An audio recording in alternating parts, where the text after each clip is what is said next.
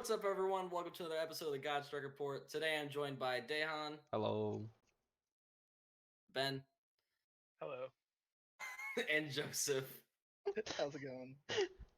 All right, and today we're going to be talking about some rulings to know going forward coming into Set 7, Assault of the Sands. Some new cards, some old cards, just kind of some we kind of know for sure, and then three we just want answers for because the game has a lot of very confusing and contradicting rulings. So I guess we'll jump right into the first one. We're going to go with an unexpected turn. So this card is if your opponent has 3 more battle cards in play with any cost of 2 or more, the battle card your opponent is playing is placed in its owner's drop area instead. Then choose all battle cards at any cost of 2 or less, ignoring barrier, and send them to their owner's warps. So kind of a controversial thing is that we've been talking about is when a card's coming in, like when's the 4th battle card technically in play. So we brought along 2 smart people, unlike me and Dehan, Ben and Joseph, who are both registered judges and actually read the rule books. This card So doesn't they say know a mill lot too. more than us. I don't. How does this card work? It must be hard for you. It doesn't say discard down to 3 or mill cards. It's rough for both of you, I guess. It'd be like that sometimes. I feel like Yeah, it dude. is. You Bandai can't turn doesn't it support down. us. It's a victory strike keyword skill. I don't see it. Gotta God strike it. All That's right. legal. All right. So Ben, if you want to kind of go through more in depth than me. I can. I feel like this one's like pretty self-explanatory. What I have to pull this card. What fucking number is it? It's 1. BT It's okay. BT7 110. 110. Thank you. Yeah, so the way it's worded, it says if your opponent has 3 or more battle cards in play with an energy cost of 2 or more. So it's if they already have the 3 cards in play when they're going to play another card. The big controversial thing we were talking about is if they're trying to evolve a card. Yeah. On top of a card that counts as one of those 3, 2 or more. So say they have exactly 3 2-drops. One of them's the 2-drop Trunks from the anniversary box. And they're trying to evolve Chain Attack on top of it. The way I think it works is if you do it during window 1, you should not only make them place the Chain Attack into the drop, but also kill all 3. If you do it during window 2, I'm not exactly sure how it would work. Well, I don't think there's really a window 2 for this one because window 2 would be like for there to be a second window, like there has to be like the resolution of a when you play this card skill. Oh, I guess that's like true with evolves and shit, but And this one's like, auto does say playing. It does say drop area instead, so I think it's the same as preemptive, where there is you no. have to be window 1. Do it Like during most counterplays, like if you do something on window 2, it doesn't really work. Like it has to be a counterplay auto for window 2 to be the best most of the time, like Mutado. But if you're evolving like Chain Attack onto the 2-drop Trunks, you're gonna send the 2. You're gonna send, and it meets the criteria for this. Like the Chain Attack's gonna go to the drop or warp, wherever it's supposed to. Yeah, it goes to the drop, and you're gonna warp. You'll warp the 2-drop because it's still on the board and it meets the criteria. Just based on how it's being ruled right now. Because if I preemptive strike Chain Attack when it's being evolved into whatever one, it just goes to the drop and you keep your little Trunks. So now that Trunks is still, little baby Trunks is still on the board. For now it won't be because it'll just get warped. But it's pretty straightforward, but still it'll probably come up a lot more than we expect it to. Is that Goku giving Mira the Heimlich? It's Bardock. This is Full Bardock. Nelson? Is that full Nelson? Yeah, doing the Bardock and full Nelson? That's what Bandai did to sell. So slander. I want my pay cut from the channel, and I'm leaving. All right, so all right. tryouts. Moving forward, we have Toa I think Dimension. also one thing I want to say about this card is though, it's not like since it's all just a 1 counterplay skill. If like the other cards have deflect on the board, they shouldn't be affected by it. No, the way that deflect's worded is that they are unaffected by counterplay effects. So it is all 1 counterplay effect though. So that's something That's also that's relevant just to like pay attention to. Like if your board has deflects on it, because like it's not like barrier where if you can't choose that card, which I think is very like interesting about barrier versus deflect. So just keep that in mind for this card. It's actually a really good idea to think about that. This doesn't even get barrier cards. This card sucks. It ignores barrier. It should say ignoring deflect. That's true. It does get barrier. Get through barrier. It gets barrier, but it doesn't get deflect, guys. So your Janemas would stay. It right? also looks Just like because what's if too they're general. playing a Never mind. card, if they're playing a card with deflect and they have a wide board, you could still use this, and just it wouldn't kill the card coming into play. It would just wipe the rest of their board. Correct. So that's a new thing. Yeah. Yeah. So It's pretty neat. all right, so next card we have Toei Dimension Leaper. This is the new Revenge Blocker counterplay. Choose 2 cards in your drop area and send them to your warp. Play this card. A lot of people have been kind of arguing. It's pretty self-explanatory. It's because of the fact people are saying you can just remove 2 and play it without paying the 2. They're saying it's a replaced cost. Ben's big example here is: do you just discard 1 yellow for Battering? No, you pay the energy and you meet the requirement. Yes. There's nothing to that. Yeah, it's anytime there's you play a counter card in the rules manual, it states you have to pay the cost. It's like the very first thing for counters. Like you can look at battering. You can even look at stuff like preemptive, where it just says like if your leader card is green and then it has the colon, you don't just get to play it for free if your leader is green. The colon's an additional cost. Like Yep. it's not instead. 100%. All right, so that one's pretty quick and easy. Going into also one it's actually been acknowledged is the rulings with the monocolor cards, where if a card's exposed in an area, can you play it? If it's like a blue green, can I still play the blue trunks or blue red, blue yellow? Blue green maybe. Like a blue yellow, can I still play it? There we go. This is the infinite rares, right? The ISRs. Yeah, the ISRs. This is I forgot the letter combination, so I said the monocolor card. Butters, Yeah, it's so- 3. So we have like an official ruling from band. Like I have my own like thinking about this. Joe's actually been blowing up like all the discussion groups about this, because I'll let him talk a lot about it because it's his favorite topic right now. But I don't care that it's ruled the way it is. I'll support however Bandai like wants it to be ruled. But my issue is they have wording already done for this. It's literally like on cards, like if your leader is blue and no other color, they could have just put that on these cards. That they had the answer. It's like it's like you have the answer key to a test and you're just copying it down. It's like, oh, this one's C. Fuck it, I'm gonna put D. It's like what they did. They purposely did it wrong and caused like mass confusion to maybe for fucking save some space on the card text, but it just didn't seem worth it. But I don't know. We have an answer now. I don't agree with how it's worded, but it's the way it's supposed to be ruled this way. So it'll Yeah, be that way. So the ruling is if you have a multicolor card, you can't. And the reasoning they gave is because a multicolor card is, say, blue yellow. A multicolor blue yellow card is blue, it is yellow, and it's also non-blue and non-yellow at the same time. That's the ruling they gave. That's their justification, no matter how stupid it is. The biggest problem is if they wanted to make it work this way, they could have just used like the Strike Force cards as like their template for how they worded it. So like the Strike Force cards say, when you play this card from your hand, if all of your battle cards are red and no other color, get the effect. They could have just made the permanent when you can't play this card unless all of your cards are red and no other color in all of your areas. They didn't really have to include the part where it says, like excluding deck drop or deck life in hand, because those are secret areas, so they wouldn't matter anyway. The game would never be able to check those. So even like the justification that it's to save space on the card, it didn't. They put a bunch of unnecessary words down there anyway. It's just a whole cluster. And by definition, the word non, it means the expression of negation or absence. If a card's red-green, is it suddenly non-red? No. By definition, it's not. They just ruled it really weird and caused a lot of confusion because there's other cards that say non in this game currently and coming out that work differently. The big ruling that people have said comparing this to, say, the new King Vegeta leader coming out, the new King Vegeta leader coming out says, let me bring it up right quick. Have non-U6, non-Saiyan cards, correct?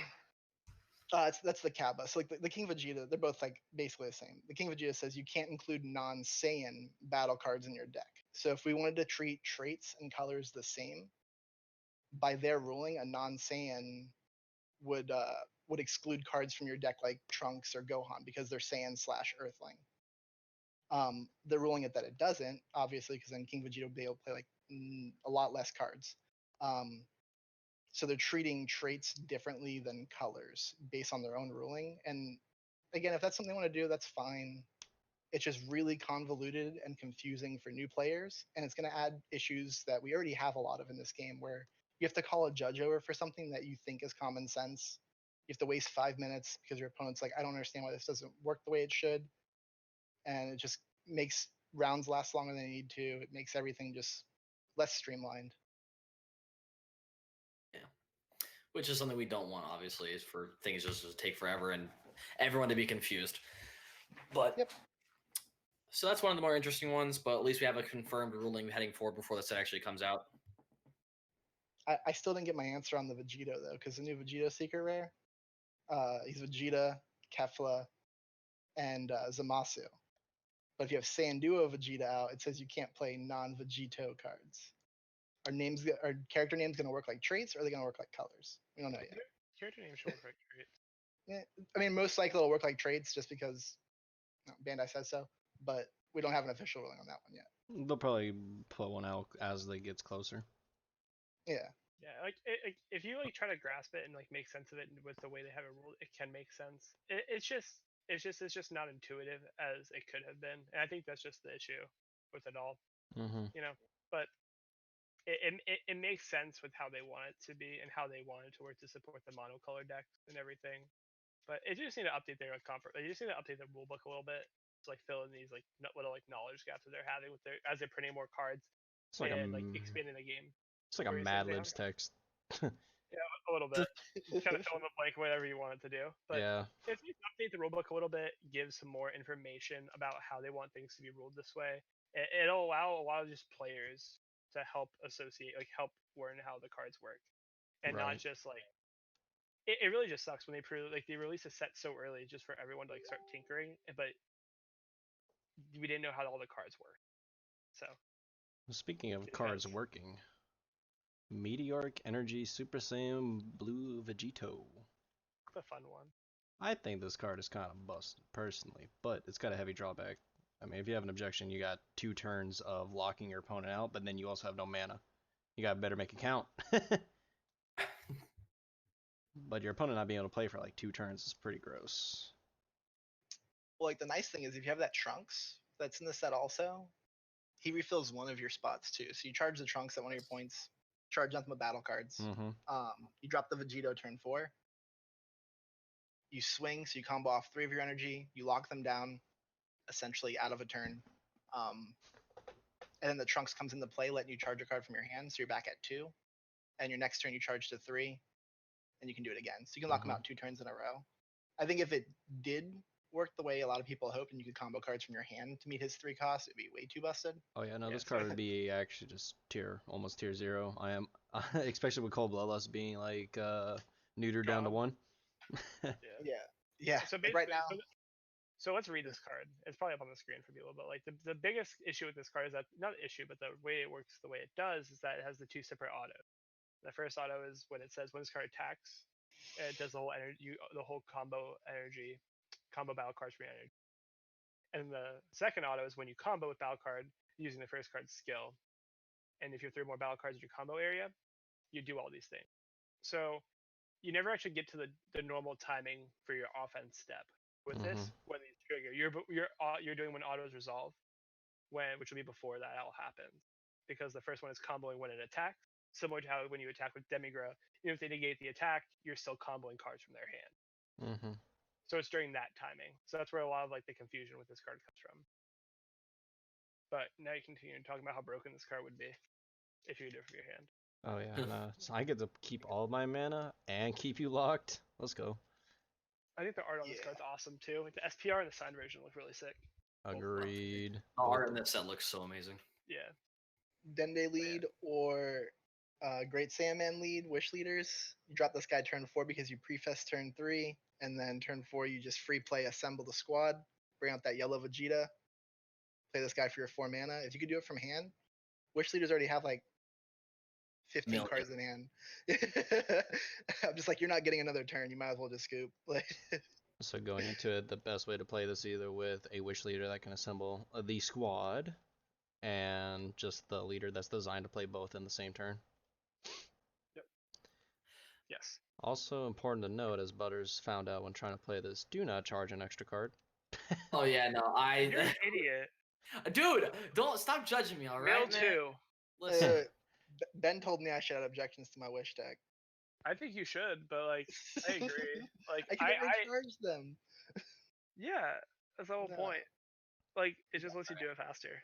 But Um, I agree. I agree that there's a downside to it. stop hating on me. Also, important thing is that you can play around this leader if you're an untapped 2 leader, or if you are a deck with Sensu Beans. You can awaken and then swing and basically untap all your mana with your beans that way. Obviously, that's kind of like you had to do that, but it just forces it, which is nice. But there is still ways to play around it, or if you're an overwhelm heavy base deck like Toa, can kind of still play the game through it. So it's something decent. Kind of sucks for D Magic. You untap your mana, then just tap it once it auto resolves. So it's kind Rips. of neg. That's so nice. The other part of this card that people were having some trouble with was if I already have a card tapped and my opponent places against me, does that card also not switch to active? And like it's yes, because the choose all is for everything, not just the cards that you're switching to rest mode. And that says those cards, so that's just referring to the cards you chose. Yeah. Yeah. So that was Does another it big get ruling I through saw a lot of confusion barrier? No. on. Nope. No. You cannot choose your opponent's card with barrier. Listen, energy. All right. This is true. Please do not think your energy has barrier. It is not protected. But the card has barrier on it, Dehan. Yes, yes, yes. I'm aware, Butters, and go discard 3 somewhere else. All right. Discard As we, down to all right. So those are the main ones, and now let's get into the what ifs, starting with Great Saiyaman, Hero of Justice. Once I This is I like this one. I think this is actually pretty beneficial too. If like it works like how, like there's a very thin line that we have discovered that technically could allow it to do what we think, but it's Just- very hopeful.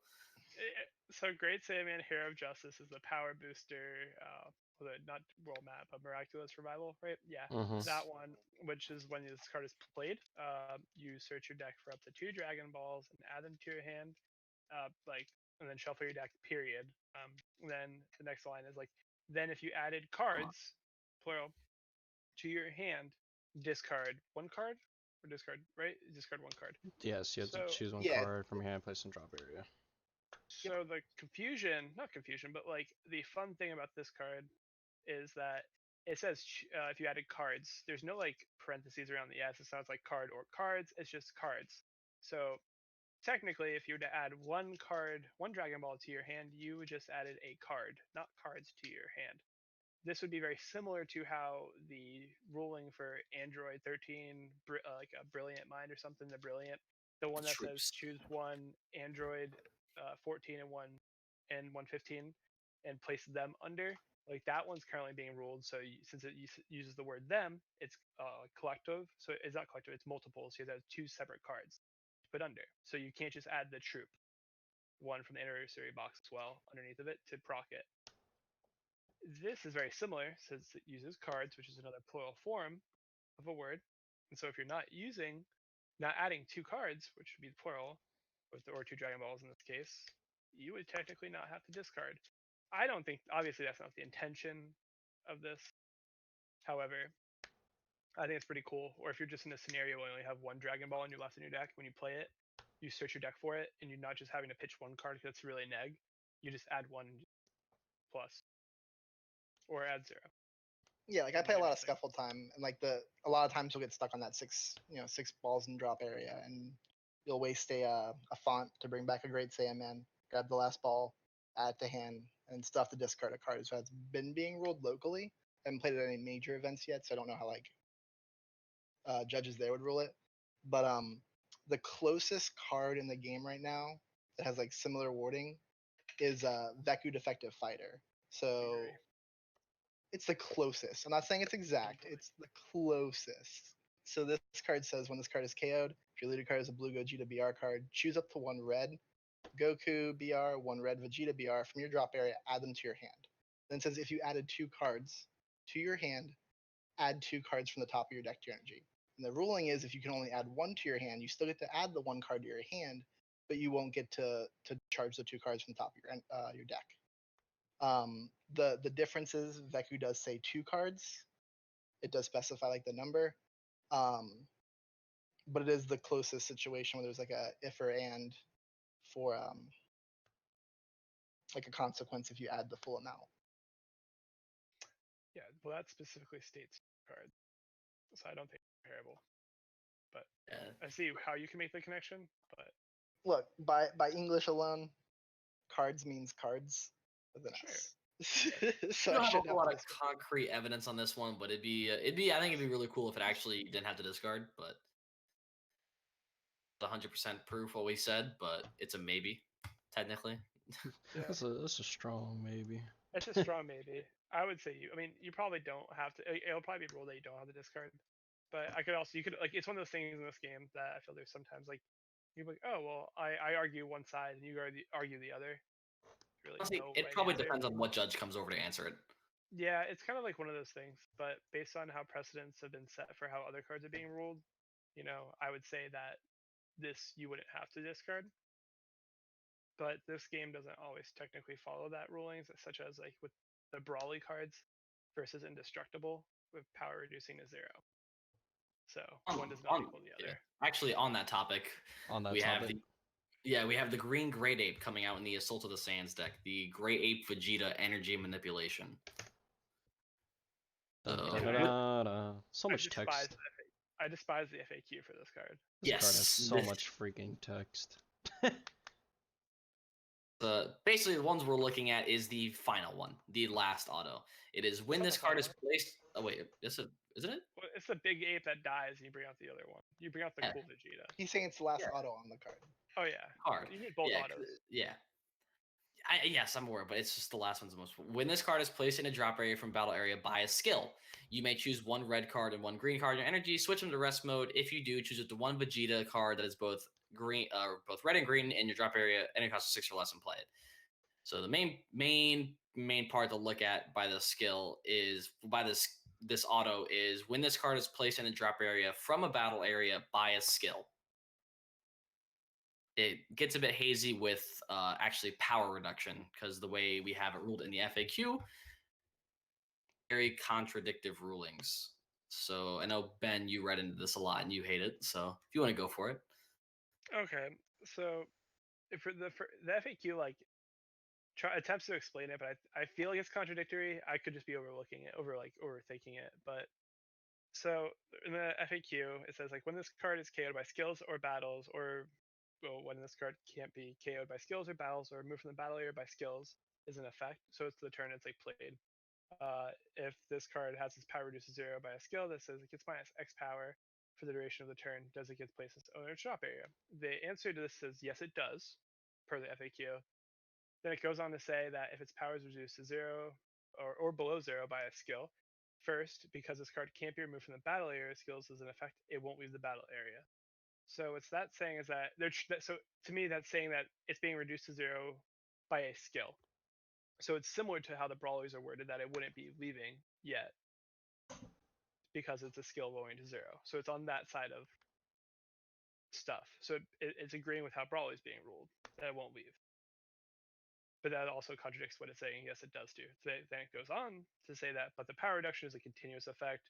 It would still be an effect afterwards. So after what that is saying, after the auto falls off during like the end of turn steps, the auto will fall off of this card, and then the continuous effect will fall off afterward. So since the auto goes off, it's now not being saved by its own ability, and the continuous effect of it being negged will then fall off. And then it would die.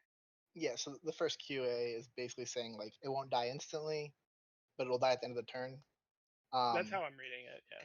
It doesn't say that explicitly, but yeah, it's saying that like it'll die when the power reduction or when the continuous effect falls off at the end of your opponent's turn, because the continuous effect of the power being reduced will still be active until it's actually their turn's over. the biggest issue with this is like Brawly BRs, like the whole chain's worded very similar. But it was ruled that power reduction does work for it, whereas it's gonna not work to proc this card's auto. You're talking about the second question FAQ now. Yeah. Sorry, yeah. So like, So the like the second first question. one says so the big confusion to me in this FAQ is that the first question states that it'll save itself because it's skill reducing into 0 during the turn, not being by game mechanics or whatever. Then the second one, so a skill's doing it and it's saved. Then the second question says that if it's removed, it goes to 0, gets minus X power, whatever, it's placed in so it's drop. This card's auto skill doesn't activate. But in the first one, it's being reduced to 0 by a skill, which is the same as Brawly, which triggers Brawly's abilities. And the first question and answer agrees with that statement. So the second one does the opposite. It says it doesn't trigger because it's not a skill now, or just because they don't want it to. I don't know, but Very it unfortunate. just doesn't make sense. If I think it's this is just another issue where it's like they don't have the best localization team. So the question 2 in the FAQ, I think what they're trying to state is if the first question happens, will this card get its auto? Instead of just saying in the event of the first question, would this card get its auto, they try to like rewrite it but shorthand. So they write it as, when this card's power is reduced to 0 and it's sent to the drop, even though the first question says it doesn't get sent to the drop until the end of the turn. They kind of like try to shorthand that, it looks like. It's just all convoluted. But at the end of the day, the ruling is if its power goes to 0 during your opponent's turn, they end their turn, the continuous effect falls off, it can now be KO'd and sent to the drop. So it goes to the drop. But since it's not directly because of a skill anymore, it's just due to its power being 0 at this point, it doesn't get its auto. It's a very convoluted ruling, and they could have worded it just so much better. Yes. But so that's a weird one, but that's, like I said, very controversial. But with the last one, this is technically due to, once again, through the FAQ, is actually confirmed. It says it does this with the 1-drop Dende new to the job. With apparently, so just for people who don't know Dende, reading him real quick, let me pull him up. Where is he? There he is. All right. So deflect when you play this card, draw 1 card. That part doesn't matter. Activate main, tap 2 energy. Place this card in your drop area. If your opponent placed a card in their energy using a skill during the game, choose one of your opponent's energy and place it in its owner's drop area. Apparently, according to the FAQ, they have it worded is if someone's playing, say, the new Zamasu leader, where they play cards that ramp your opponent energy. Say I'm playing Zamasu and Daehan is playing, he has the Dende on field. Card that ramps Daehan energy, and he places cards into his energy. I then pass my turn to him. According to the FAQ, he's allowed to tap 2 mana for Dende and KO my energy, the Zamasu player. Granted, I'd never objection this game or put any energy in any special way, but I put energy in his way. Works with Dende's card because it specifically says their energy, but their skill, their energy. So it's kind of confusing, but apparently you can just Dende your opponent if they ramped for you.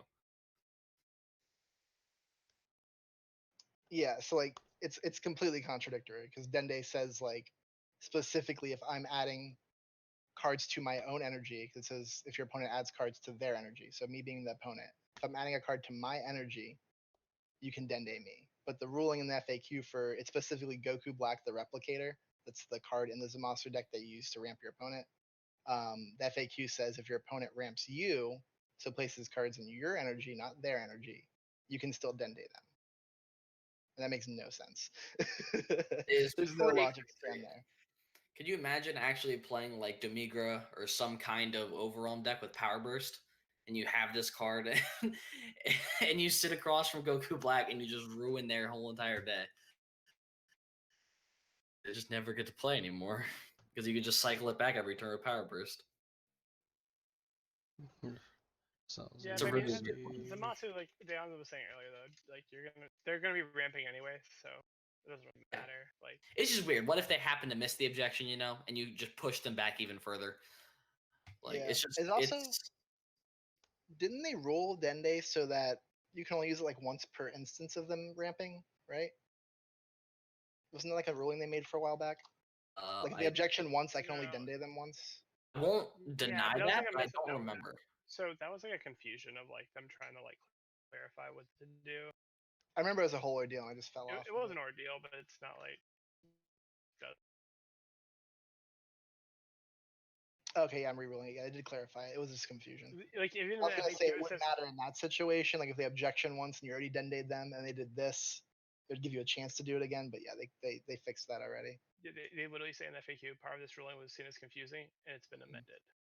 Why don't they put that for like the infinite, like say and rare? There's so much. This was confusing. We fixed it.